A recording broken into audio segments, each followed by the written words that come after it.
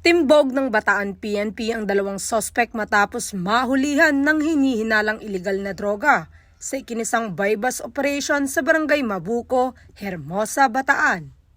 Kinilala ang mga sospek na sina Alvin Dagal, 32 anyos at Philip Montserrat, 33 anyos, kapwa-residente ng nasabing lugar. Ang buong operasyon na pinamunuan ni Police Colonel Palmer Z. Tria, Provincial Director ng Bataan Police Provincial Office.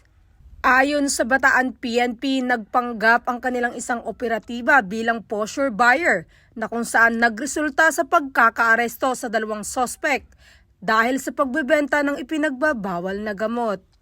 Dagdag pa dito ay nakumpiska din ng mga otoridad mula kay Alvin ang isang baril.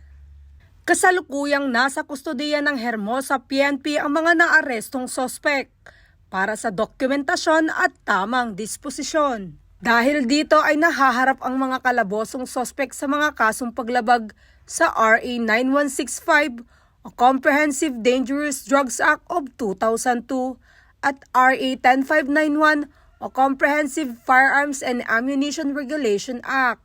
Patunay lamang na ang Bataan PNP ay patuloy sa pagsisikap at kanilang prioridad ang pagpapaigting sa pagsugpo ng iligal na droga sa kanilang probinsya dahil gusto ng pulis ligtas ka sa bagong Pilipinas.